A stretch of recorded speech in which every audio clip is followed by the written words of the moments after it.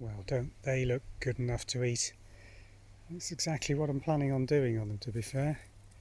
This apple variety growing just in the first part of this shaded area is a variety called Katy. It's been commercially available since about 1947, I believe, and it's a cross between Worcester Permaine and James Grieve's. It's a dessert variety of apple, which means it can be eaten straight from the tree as opposed to culinary. If you see that on the label, it means it usually requires some form of cooking to be edible. But Katy is really well loved because of the colour that the fruit develops during its ripening period.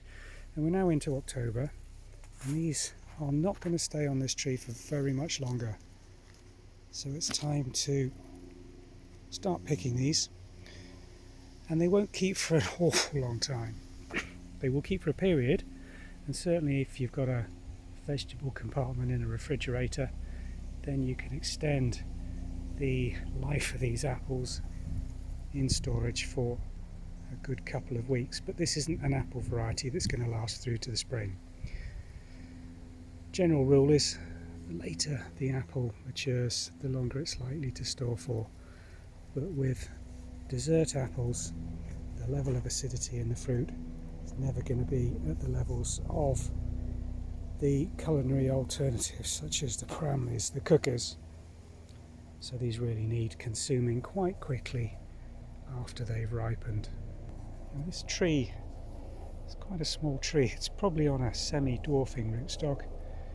Label's long gone, and it's been moved a couple of times to its final position here over the years, because the way I work is I tend to see something in a garden centre or a variety that I want and then try and find a space for it. Doesn't always work.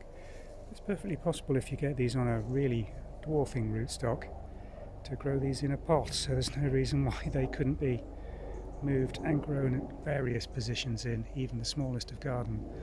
This tree probably isn't going to get much bigger than this. They tend to need very little in the way of pruning, and here they tend to get pruned by the deer. You can see on this stem some typical deer damage where they've basically stripped the end and taken the foliage back, and we've had to put mesh. It's almost completely lost in the growth of nettles around the base here, but some wire netting around the base just to stop the rabbits and the muntjac from stripping the bark over the winter time. But that's all it requires, very little else. Some shape pruning, perhaps as it gets bigger some of the boughs will naturally arch down if you're lucky. You can see the form that's coming on that one. With the sheer weight of fruit, they'll shape themselves to a large extent. These uprights, these new growths, we will probably cut back to 2 or 3 leaf joints over winter and try and shape the tree so that it gets as much light in the centre as possible. Now, how can I tell when these apples are ripe and ready for picking? The classic test is to just lift the fruit up and see if it separates from the tree. These aren't at the moment.